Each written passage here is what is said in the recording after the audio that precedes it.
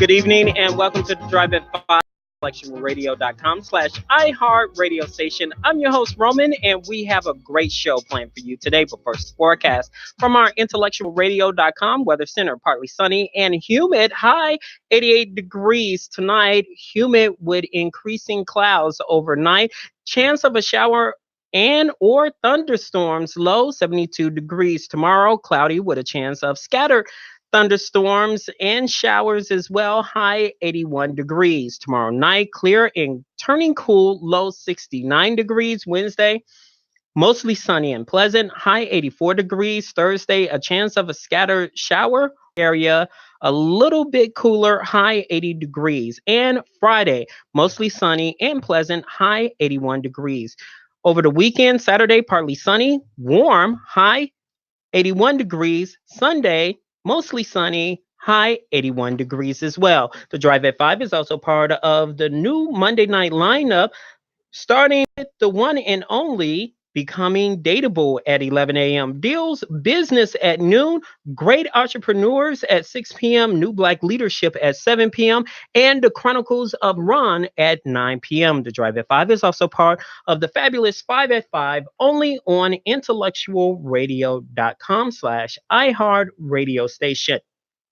Tonight, my guest, former gubernatorial candidate for governor, community leader, and founder and CEO of Violence Interrupters. Please give a Drive at 5 welcome back to the one and only T.O. Hardiman. Welcome back to the Drive, sir.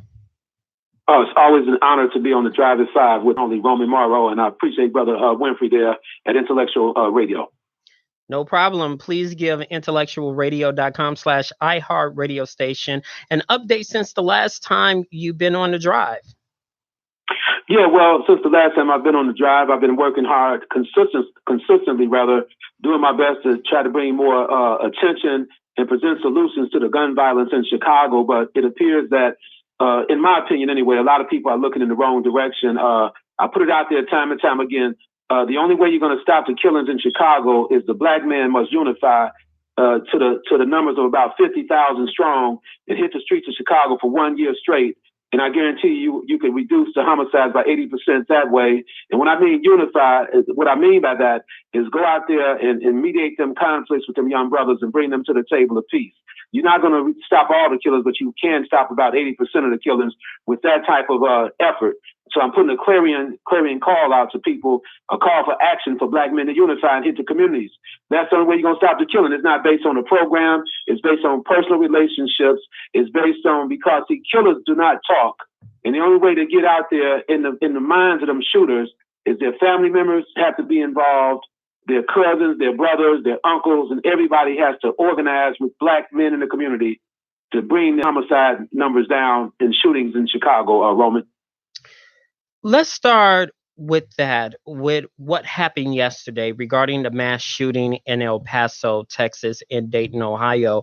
Gun control is now the issue now. Nothing else, gun control is. You said that it's not an issue, and politicians are basically getting their eye off the ball regarding this issue. Why?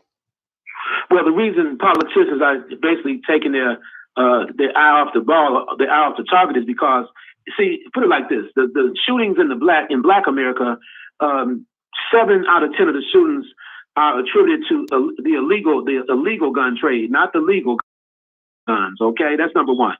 Now, a lot of the shootings that take place, as the mass shootings, when you have white guys that end up shooting up a park, shooting up a shopping mall, or shooting up some type of festivity or whatever, those guys go purchase legal guns. The legal gun owners are responsible for most of the mass shootings across America, but at the same time, they only represent a small percentage of gun owners in America. See, they only represent a small percentage, and the American public needs to know this. Now, don't get me wrong. I don't feel or believe that anybody should have a semi-automatic weapon. I understand the Second Amendment. People should have a revolver, like for home protection, for whatever you need to do in that regard. But semi-automatic weapons, no, nobody needs a not no citizen. Citizens do not need semi-automatic weapons. So what congressmen and U.S. senators do, they go out there and the gun control issue gives them talking points. But we're losing that fight. We are losing that particular fight. The NRA, the National Rifle Association, is winning that fight because there has not been no major changes in gun control anyway. You have strict laws in Illinois. You have strict laws all across the nation to a degree. Some states are open and carry states. Some states are concealed carry. But if you pull the numbers together, Roman, for all the listeners that's on the Drive at 5, you will find out that the legal gun owners unanimously are not the problem. It's the illegal gun trade. And then when it comes down, I understand we should put some restrictions on age limits. And then if people have mental health issues, there's no way a person that has a history of mental health in his family or with himself or herself as an individual should be able to purchase a gun. We have to close the loopholes, the gun show loopholes. Well, there was and let me stop you there. I mean, just in case someone is listening, Obama did put it, I mean, and it was law that you cannot purchase a semi-automatic or a gun, period, if you have mental issues. And Trump reversed that. Right. Trump is in the process of reversing that particular law. And what Trump is reversing a lot of things, a lot of policies, rather, that Obama put forward because of his hatred and his enviness of Barack Obama. And when you talk about Trump, the 45th president, you have to talk about investigations and convictions of some of his close associates, whatever the case may be. He's making a mockery of the United States president's, the Oval Office there. He's really making a mockery of that office, I tell you. So the reality is this here, Roman, for everybody to know. I just want to repeat this for the record. There are two different issues in America. You have gun violence that's running rampant in Black America. African-American brothers are, really shooting each other in big numbers all through Philadelphia, Chicago, Baltimore, Memphis, St. Louis, Detroit, the list goes on and on. Then you have the mass shootings in white America, where 9 times out of 10, a young white guy has decided in a selfish way to go out and ruin and take the lives of innocent people out here. One solution to stopping mass shootings would be bring an immediate end and more education on how to deal with racism and how we as a country should heal from racism and make sure that kids are growing up around all nationalities. So when they grow up, everybody would accept one another. That's important for the next 2 or 3 generations to come. And I feel that's one solution because right now, see, these young guys that end up shooting and killing people, they were taught racism from somebody in their household, somebody in their community. We should stop misleading young people out here. There's no time for racism in America, nowhere in the world right now. And if we don't address the elephant in the room, which is racism, we're going to lose this battle time and time again, Roman. Do you think the president's racist views and rhetoric were the cause of these mass shootings? I would never blame the president's rhetoric as a cause of the shootings. Well, some people are. Some people are blaming the president because at his rally last week, he talked about immigration and he talked about Hispanics, and someone from the crowd shouted, "Shoot him," and he laughed and he's basically say, "Oh, well, you can get away with that in another country," or something like that. And he was laughing about it, and the media basically, now he's blaming the media for bringing that out, which I think the media has legitimacy of bringing that out because he did not do anything or say anything about it. He just laughed. Yeah, well, the president, like I said, he's making a mockery out of the White House, basically, and then his policies and some of it. But I cannot clearly say here on the driver's side that he's responsible for the shootings, because before he became the president, we had a lot of lone wolf shooters, like the guy that killed everybody in Orlando, the guy that killed the people in Las Vegas, Timothy McVeigh, Oklahoma City. We had a long list of people that go out and just shoot people so I can't just say it's the president. The same way they try to blame rap music for African-American guys killing one another. See, you got some people that have racism embedded in their internal soul, and that's your issue right there. And this is the thing. That's the fault of Democrats and Republicans and independents, because we as a nation must heal and we must bridge the racial divide in America so we can all see each other as Americans and human beings. That's all leadership has failed in that area. African American people, we live in these here segregated type of communities. Like Chicago, one of the most segregated cities in the United States, we have to come out of these little capsules or come out of these little bubbles and begin to work with everybody out here. I mean, I may sound like Dr. King, but the reality is I'm concerned about the babies. I'm concerned about the young people that love one another as human beings. And if we all grew up around each other, all cultures, we may have more of appreciation for one another. That's all I'm saying. Why you think whites are getting angry? And it just seems why I mean, and I'm posing this question. Why you think whites are getting angrier? It's over Hispanics and blacks advancing or coming to the United States. Why you think they're getting angry? Well, the whites are getting angry for a couple of reasons. And remember, it's not all white folks who's getting angry. You just might have a certain segment of our population. Just like in the black community, there's only a small percentage of guys involved in the killings and shootings, but they get most of the media attention. The reason why some whites are becoming angry because they are not educated and they don't understand what humanity is all about. You see, they're getting stuck saying, well, I'm white. It's all about the white race. No, it's not about the white race. When you're in America, it's about everybody in America. It's not just about you white. If you want to make it about the white race, you need to go back, like Trump said to some people, go back to your country. If you think America should be all white, you need to go back to your country somewhere where you can live that way. You need to go back to Germany, go back to, wherever you come from, Norway, Italy, go back to France or whatever. If you want to just be white, go back to them type of places and be white. But that's not what the United States is comprised of all ethnic groups. So the reality is a lot of whites are mad because, look through history. I know I'm getting a lot of talking points out here for you. Let's go back through the history of America. We all know the colonizers came, they took over America. Columbus said he found America, but you had Indians living there already. So, and you had Mexican folks in America too, before the colonizers conquered, the America. So the reality is that America is the land of everybody.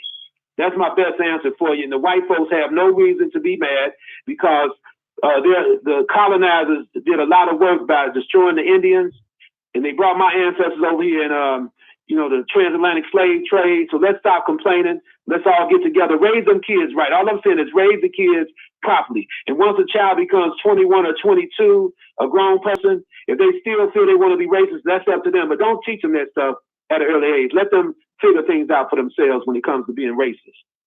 According to the New York Times and Washington Post and USA Today, is saying there are thousands of Africans trying to cross the border as well and living in these unsanitary conditions like Mexicans. And mainstream media, including black media, are not reporting on this, that Africans are crossing the border and increasing the population of the black community. Your thoughts on that? Well, I haven't heard any concrete information on Africans crossing the border. You have to understand, I made this comment on Intellectual Radio before. If Africa was on the borderline of the United States, I believe that African people would be shot. They would have a shoot to kill order on my people, and they would have an electronic fence. So if they touch the fence, they would be electrocuted, number one. I just want to just be straight up honest about that. But on a second note, I haven't heard a lot about Africa, because you got to understand, Africans would have to come a long, long way to get to Mexico. So I would have to look at that information and try to confirm it before I make a total comment on it. It might have a few speckles of African people in the mix, but I haven't really heard nothing concrete about that. Well, according to the New York Times, Washington Post, and USA Today, they're saying thousands of Africans are trying to cross the border. Now, there is a recent study that's out there, according to the CDC, that's saying there is an influx of Africans coming to America. And what they're doing is they're using like studying grants. Like, I'm coming to the United States to study for this expertise, and then they find ways to legalize. You get what I'm saying? So That's what everybody does, Roman. You know, I'm a college professor, adjunct professor rather, and I teach a lot of students that are over here on a study visa, you know, and that kind of stuff. Everybody does that, so it's not just African people. You know, my thing is the face of immigration right now, as it stands, is Hispanic. That's the face that we all hear about. The Mexicans, the Guatemalans, the Honduras, people from Honduras, you know, people from South America, so to speak. Part of the Americas, but I haven't heard a lot about African people being a big problem as compared to some of the other people. Okay, but don't you think? Don't you think? I remember my father always said to me, "There's a play for the underlay. There's a play for the underlay." Don't you think? And this is my hypothetical here. Don't you think that sometimes when they're saying it's this problem, but really it's that problem? And that's what I'm looking at. Okay. Well, like I said, the only thing I can tell you, the verdict is still out. A lot of times, and I was one of the only gubernatorial candidates that proposed a solution to the immigration crisis. And let me just revisit my solution for all your listeners out there.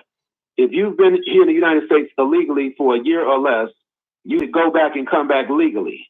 If you've been here for a year or more, you should pay a fine of $1,000 a year, and then we work on a pathway to citizenship for you and your family. I think and I know it's more complicated than the way I put it out there, but the reality, that's a partial solution to the immigration crisis, and therefore people can live their lives. I believe that both sides of the fence, the Democrats and Republicans, have failed the country as it relates to their policy with dealing with immigration. They have failed the country because this is an issue that's been going on for decades, and here we are, we're still at ground zero dealing with this issue. It makes no sense, Brother Roman. So that's my solution. See, I don't want to come on here and just talk about the problem. I just propose some solutions based on what God has given me and from my research in dealing with this issue. Do you think the border issue has anything to do with the census coming up affecting whites being the majority? No, I don't think so. I think that the border and the immigration issue is a political football that politicians are using and kicking that football around everywhere, because now they're talking about giving undocumented immigrants or undocumented aliens, voting rights, giving them driver's license and college benefits. And to me, that's not right when you have 35 million people in America that don't have health benefits. You have 35 million people in America that are struggling. In the state of Illinois, you got 1.7 million people living in poverty. So the list goes on and on. I just believe the immigration issue, how can you, in your righteous mind as a politician, make a statement that you would back giving voters registration cards to undocumented aliens? Come on. That's a political football, bro. It's a political reality, and that's what the Democrats are doing each and every day. I'm not against helping people, don't get me wrong, but there are a whole lot of people in America already that need help. The immigration fund has already raised over $50 million to help, immigrants, which they should. I'm all for that. Help the people, help the babies. I would never agree with separating babies from their parents. That is insane. But right now, it's a political football, and then we have to work hard to it's hard to deal with all these issues, Roman, and politicians are using this to their advantage on one side. They may, for example, what the people need to know. When the ICE agents were coming to lock people up, the people they were coming to lock up, I'm not saying what President Trump did was wrong, putting an order out there, but he put an order out for the people that already were supposed to go back. The judge ruled that they should go back. That's why they had a list of about 2,000 something people nationwide. That they weren't going after everybody. They were going after people that a judge ruled that it's time for them to go back. Now, people can argue with that all they want to, but put it like this. Should we abide by the law, or should we compromise the law when it comes down to this issue? That's the bigger question, Roman. Let's move on to Chicago local issues. Chicago recently had one of the most violent weekends to date this year. 50 people got shot, 25 within 4 hours of each other. Last time you were on the show, I asked the following question: is there a gang war? You said no. So I'm posing this question again: is there a gang war going on in Chicago? There is a method to this madness. Back to back shootings, 25 within 4 hours of each other. There's no gang war going on in Chicago. You have a lot of factions and cliques out here that may be going back and forth with each other. There's no gang war in Chicago. If there was a gang war in Chicago, you would have more homicides than what you have now. The gangs are nowhere where they used to be. There's no big unit of gangs out. And see, that's something that the people keep misleading the public here in Chicago. What you have going on is that shootings have become the norm. Shootings, you got some people that are more than happy to pull the trigger. You call it trigger happy. You got people out here, the spirit of revenge is major in Chicago, and people are shooting. They just don't care no more. A certain segment of our population just don't care anymore. And why they don't care? Yes. Why they don't care? They don't care because they're giving up hope. Hurt people hurt other people. Some people are traumatized. They're hurt. You got psychopaths out here. You got young guys 15 and 16 trying to make a name for themselves. Got some heavy shooters out here. And like they shot the people up in the park over there on Sacramento and Roosevelt. And the people at the park had guns. They shot back too. That's why nobody was killed, because through the grace of God, because people was returning fire. You got a bunch of cowards out here shooting unarmed people. That's what you got going on. Young guys getting to a Then you got, look here, let me just, this is passionate. I'm very passionate about this issue. No, go ahead. You got people out here lying. When will people start lying to the public? You cannot stop a killing because killers don't talk. The only way to stop a killing is two ways. It's about personal relationships with some of them killers out there that you can go in and they'll listen to you and you tell them to slow it down, don't move. If they respect you, they'll respect that and let it go. You bring them guys to the table. Solution number 2. The black man must unify, 50,000 strong. I talked about it earlier here tonight on your show on the Drive at 5. The people can play games all day long. It's incumbent and it's the responsibility of the black man to stop the killers in his community. I don't know when we're going to get that message, why we haven't received that message. But they're not listening. You've been tooting the bullhorn for a long time. Everybody else been tooting the bullhorn for a long time. Why they're not listening? They're not listening because, let me tell you something. It's going to take confrontation to stop the killings out there. And a lot of people don't want to have a confrontation. And when I mean confrontation, I'm not saying physical all the time. You're going to find yourself going into put it like this, the 2 young ladies that were killed in Inglewood, those 2 ladies had the courage of 1,000 men. They were out there standing on the corners, making sure them kids were okay, then of losing their lives. You haven't heard no stories about a lot of men losing their lives because they trying to stand up. You hear some stories, but the men, it's something we must do. And our movement is too divided. That's why the people are not listening, because you got the church leaders telling the people and I love God, don't get me wrong. The church leaders telling let God handle it. You got some people saying let the police handle it. I wish the police and a lot of these groups would be honest. If they would just become honest one day and say, you know what, we got it all wrong. We can't really stop no killings. People need to quit lying. The police respond to shootings and killings after they take place. Most of the organizations come after the fact as well. The reality, we need to stop lying. There's time for a new model. We need to implement a new model in Chicago right now, a restorative justice model. My Interrupters 2.0. We can get some things done out here, but the black man must be totally involved in it, Roman. So some people listen to me. Now, let me just say this to your listener. Whenever I go out here and talk to these young brothers, 8.5 times out of 10, I get them to reason and work the conflict out without using violence.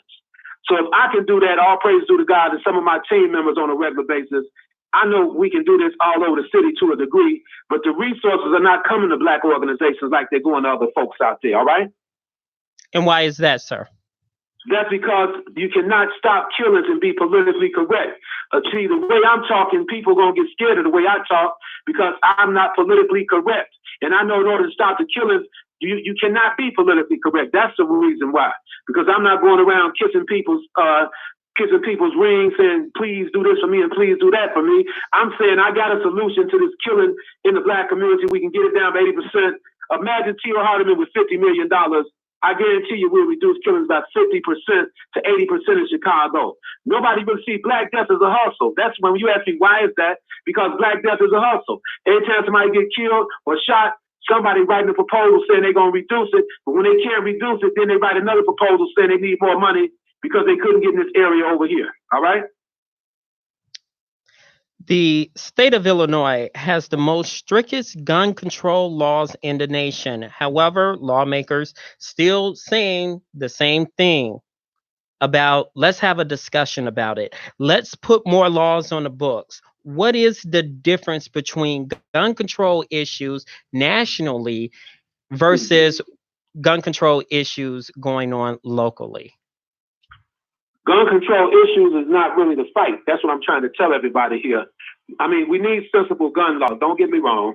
But the issue is the people that's putting them triggers out there, that's killing people. You got to get to the people. See, it's a lot of big excuses people using out here. Some people saying they're killing people because they don't have a job. 46% of African-American youth in Chicago are unemployed, but you have a great number of young people that do not want to work a job either. You got some people out here that just want to run around and do what they do. And get to that mentality. Can you explain that? They don't want to work. You know, well, put it like this. I used to run the streets when I was a teenager to my early 20s. I turned my life around 26 years old, and I never really looked back on that street stuff. But this is the thing. When I was 15, 16, I used to call myself Black Gold. That was my name, Black Gold. I gave that name to myself, all right? Now, my mindset back then was this. I'm out here, man. I got girlfriends. I'm running the streets. You know, I used to smoke a little marijuana, drink, and all that kind of stuff back then, and nobody could tell me nothing. I had to learn myself. I had to go to work. But my grandparents had instilled a work ethic in me, so I started working a job and all that, and got myself together, got cleaned up and stuff. But you know, it's hard to talk to young people when they're living their life. You got to put yourself in their mind where they are right now. They go to sleep at 4 in the morning, wake up at 4 o'clock the next day, and they do it all over again. That's a habit forming, and it's hard to get them out of that mindset because they're stuck on the block. Some of them are, not everybody. Some of the young people stuck on the block, Roman. Now, let's go to some other issues that's facing the state of Illinois. You ran for governor, and the state of Illinois since then have proposed, budget-wise, the state of Illinois has increased the gas tax and the utilities like ComEd as well as People's Energy are going for another round of tax increase along with other necessities that will take a whole smorgasbord of taxes in Illinois. So some are saying it's to drive blacks out of Chicago and force them into the suburbs. Others are leaving the state altogether. And the gas that I'm talking about is not just People's Energy, it's the car gas too, gone up. Yeah. Was these taxes necessary? Your thoughts? Well, I wrote a proposal, put it out there, and J.B. Pritzker, the governor, all the poor black folks and working class black folks that voted for J.B. Pritzker, this is what they got coming. This man can double the gas tax, and everybody's smiling. The General Assembly was smiling, but poor people are being hurt once again. Somebody had responded to my post saying rich people have to pay higher gas taxes too, and I understand that, but the majority of the people out here in Chicago, the south suburbs, west suburbs in Chicago, throughout the state, Peoria. I was just in Peoria last week. I was down in Decatur, East St. Louis. People, they're feeling it at the pump. And that's what we get. And J.B. Pritzker didn't want to pay the taxes on his mansion, so he tore the toilets out the mansion. And he was forced to pay $300,000 in back taxes once he was exposed. But at the same time, he's forcing us to pay a double tax on our gas. And during the campaign, he said he was not going to raise the gas taxes. So once again, we have a governor that's misleading the people, but our African-American legislators, we go for the okie doke every time, and then we mislead black folks to vote for anybody. A Martian, I told you this, a Martian can come from outer space in a UFO with a duffel bag full of money, and chances are my people might vote for the Martian if he gets the right black leaders to side with him. So, you know, the beat goes on and on. It happens every time.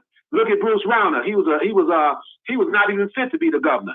You don't even hear from him anymore because just because he was a billionaire, he decided to run for governor and, you know, do whatever he did. He didn't do anything in the state, nothing.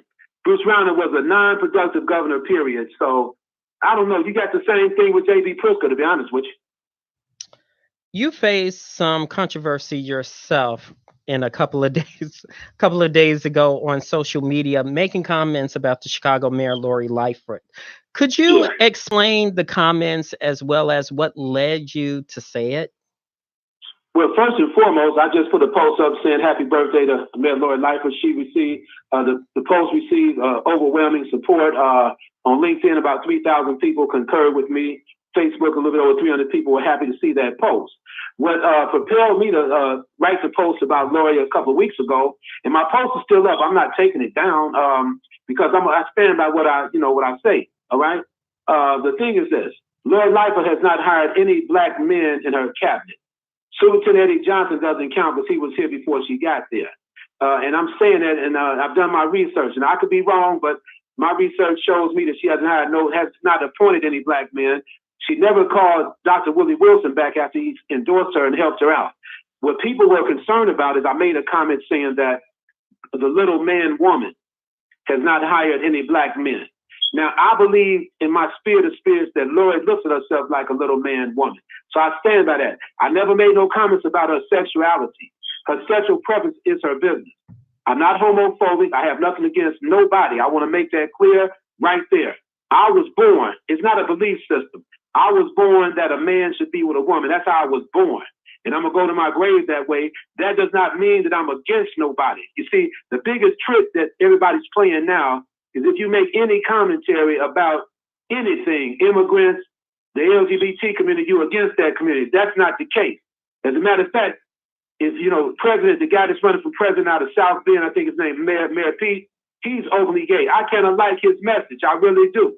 So he's gay, so I don't have no issue with no gay people. I want to clear the air, but yeah, I received a lot of well, put it like this, 95% of the comments were pretty much good. People agreed with me. 5% of the people, they were mad at me. Ain't nothing I can do about that. But why you think she hasn't made that move to hire African American men? Have she hired African American women? She's hiring a lot of women, which is a good thing. I'm not tripping anymore. It's just I put it out there. The truth is the truth. Actually, what also propelled me to put it out there, she hired this Susan Lee character to be the director of public safety in Chicago. Once again, Black Death is a hustle, paying her $155,000 a year to deal with reducing killings in Chicago. Look, that kind of to me was an insult. It was an insult. She doesn't owe me anything. I just want to put that out there too. But to me, it's an insult. Black Death is a hustle, man. Period. The mayor has been in office for only 3 months. Why you think we are so hard on her? And when we didn't do the same thing when Daley was in office or Emanuel, why is it different now? Because of black leadership, bro. No, yeah, you're right. I just put a post up stating when I said happy birthday to Lori, I said she was only been in office for a little while. Give her a chance now, because she made it possible now that the city will not shut your water off. If your bill is behind, they cannot shut your water off. You cannot receive a suspended license if you're behind in tickets. Those are some good things she's pushing forward right now. She's stripped the aldermen from their automatic privileges in their ward. I think that's a step in the right direction, but Lori not hiring any black men, I have to question that. See, whenever you question something, people think something's wrong with you because you're going against the norm by questioning somebody in power. I don't live my life that way. We come from kings and queens, bro. I don't even look at my life that way. I'm here to question you. I'm going to question you. It may not mean nothing to you, but it means something to me. But when you're talking about the legacy here with Rahm Emanuel, Mayor Daley, what's going on, Roman, is black leadership shielded Daley and Emanuel. That's why so many people were killed under the Daley administration. So many black men were killed by the police and with Rahm, because the black elected officials, they served as a buffer for those for those mayors, because the mayors had big money in their campaign war chest, and some of our aldermen, they compromise because they don't want to be seen where they end up. Put it like this: the mayor has power; he can run somebody against them, and they don't want to lose their cushion position. The same way people scared to stand up to Trump because Trump will put money in elections to try to get rid of people, to have somebody to run against them. In other words, all right. A couple of days ago here in Chicago, a nail shop owned and operated by Koreans on 604 East 103rd. It went viral that a Korean kicked a black woman for allegedly not paying. However, to her defense and everybody's defense, there is no video of her not paying. A lot Right. of our own people think street justice were justified that a Korean man literally kicking an African American woman on the street, and black men saw it and basically, hey bro, don't do that. It is Well, kind of like what the hell is going on here that our men seeing a Korean kicking an African American woman? well, it's two ways of looking at it, my brother.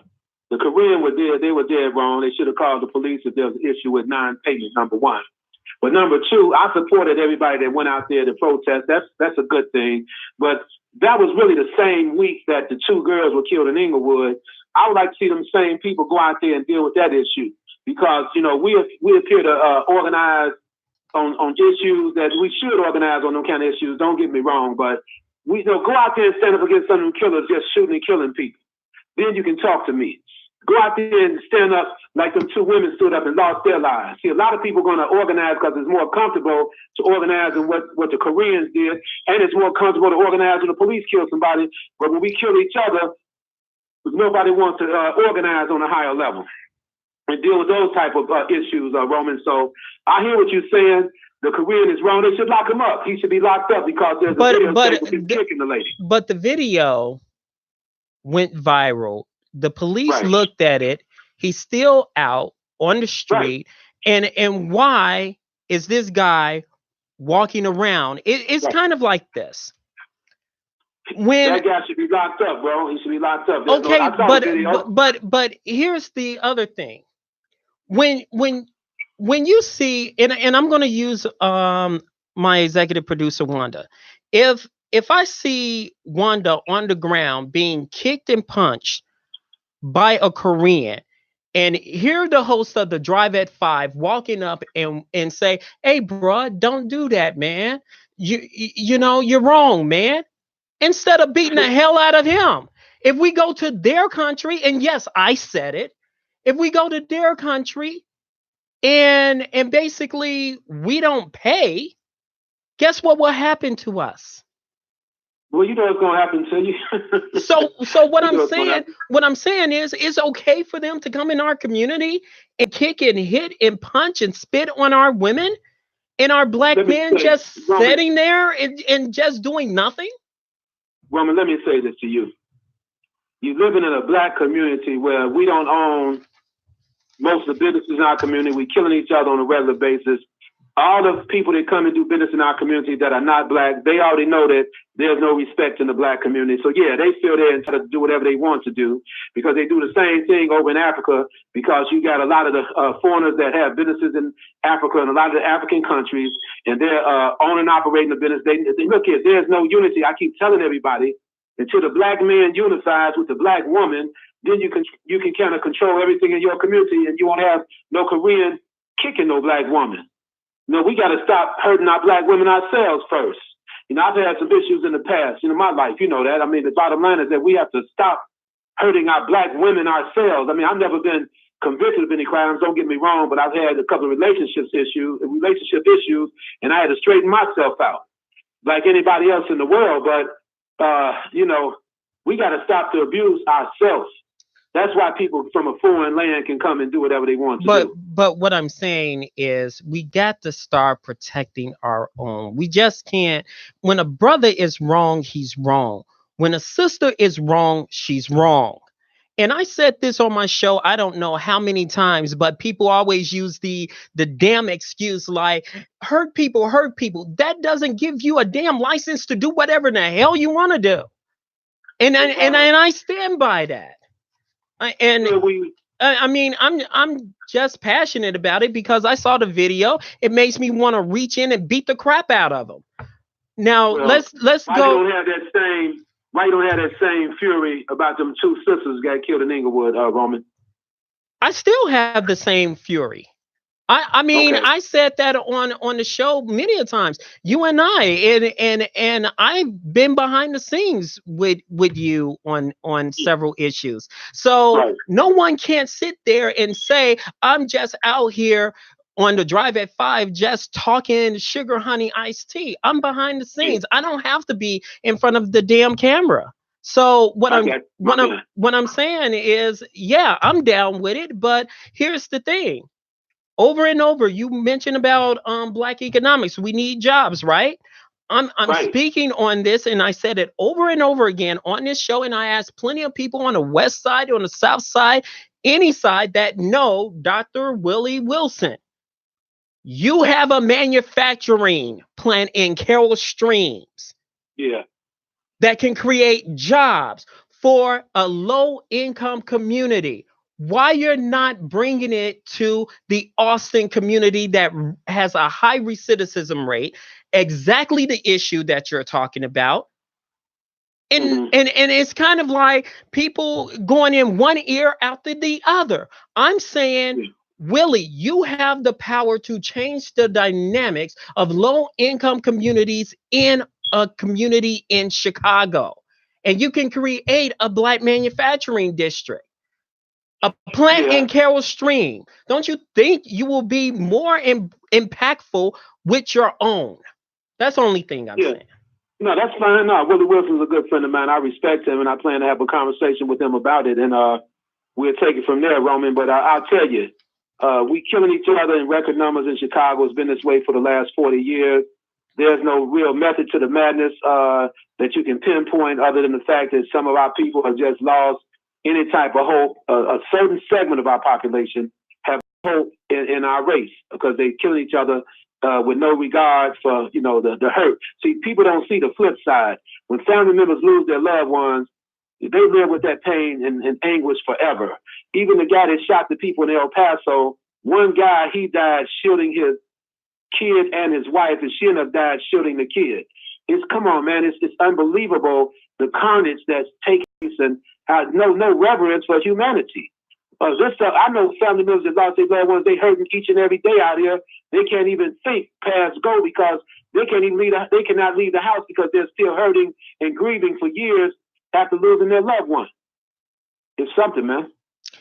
There's another video that went viral, and it was on the news regarding a group of teenage girls jumping on a girl that was mentally unstable, and they went viral again, begging and pleading because they received death threats.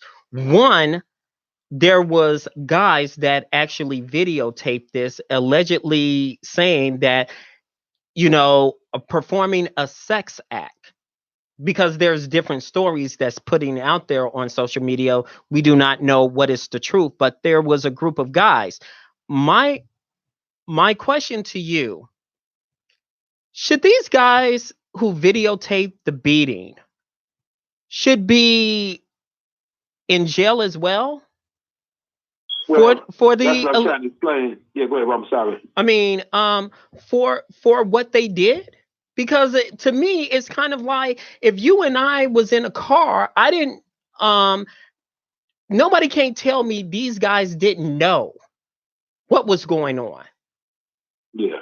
They Well, they should knew. have intervened. They should have intervened and stopped the girls from beating up the girl instead of filming.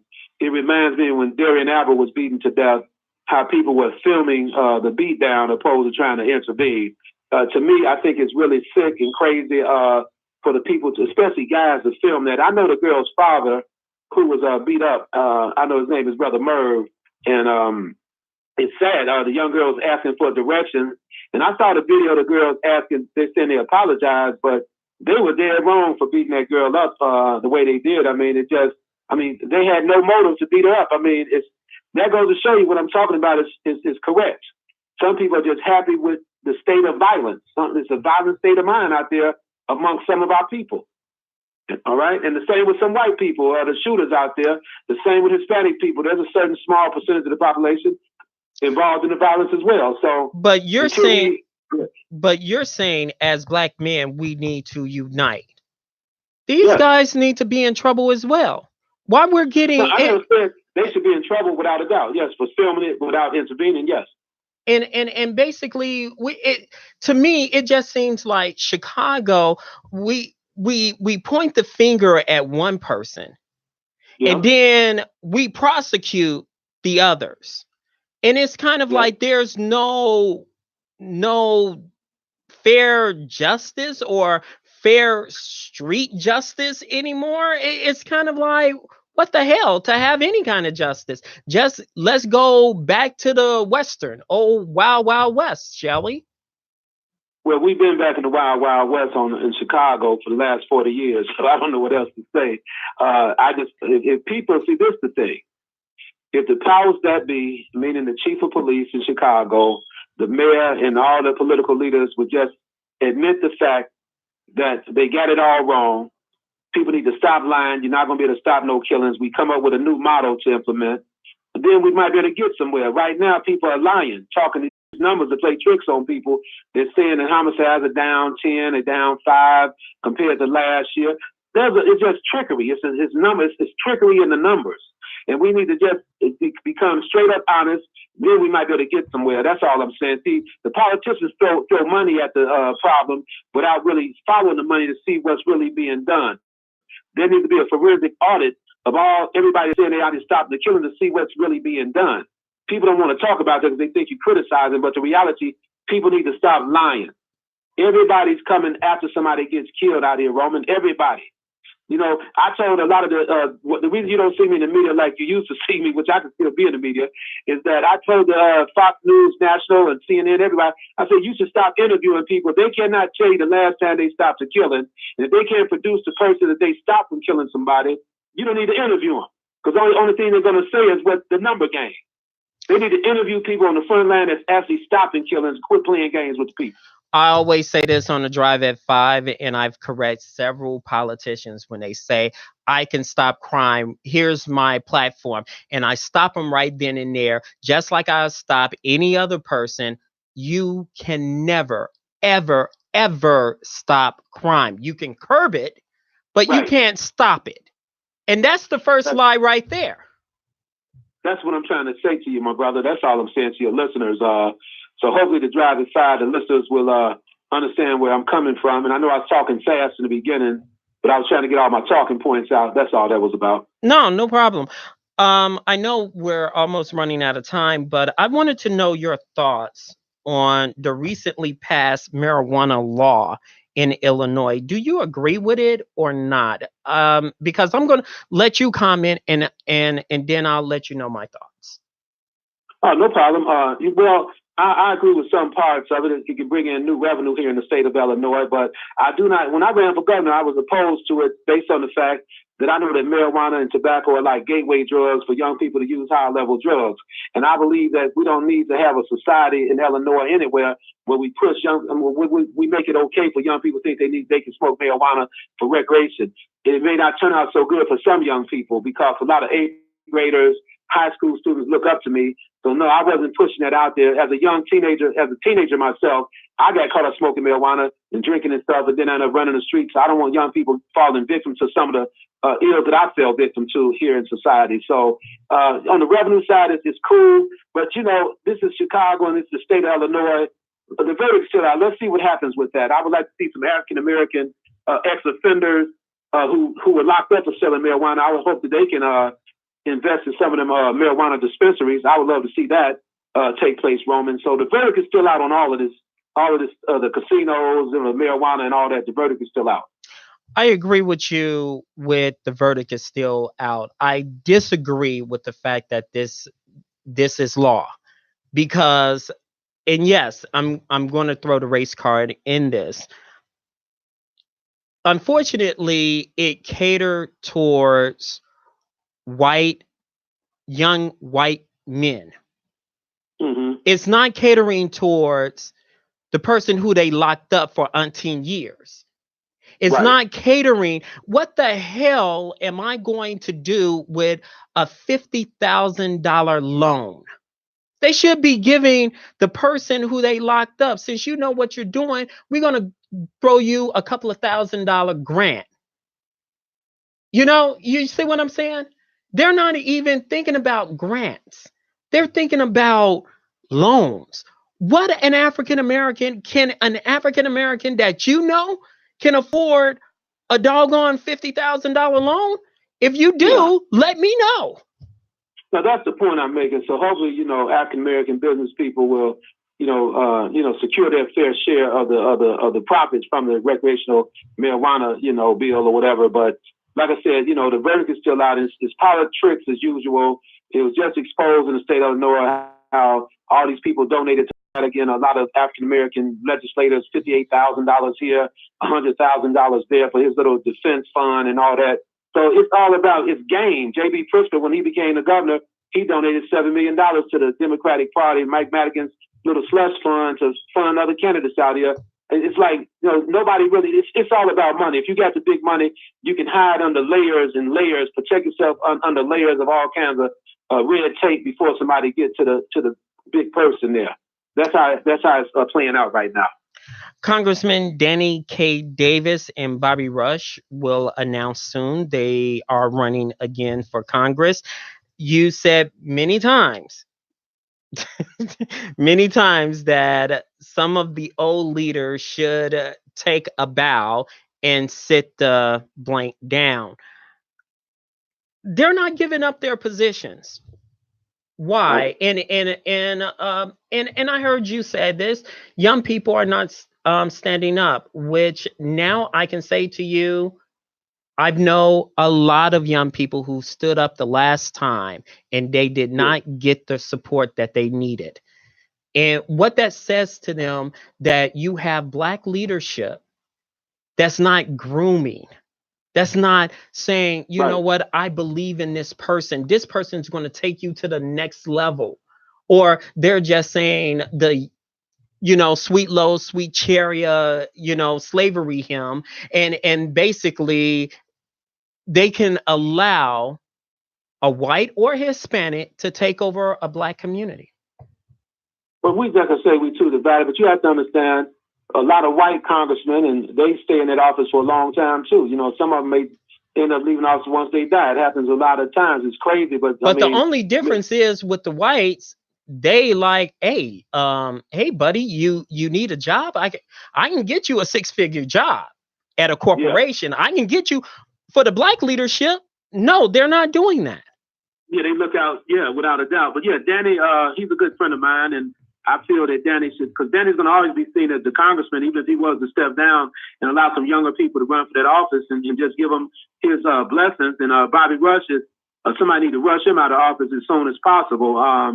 This guy hasn't really brought anything to that to the first congressional district that I could see, anything tangible. Maybe I'm wrong, but I haven't seen anything. And I think a lot of them are worried about their staff members to make sure that their staff members will stay employed, because a lot of jobs depend on them being in office. At least there's inner staff, the internal staff members. So that might be a reason they keep the position as well.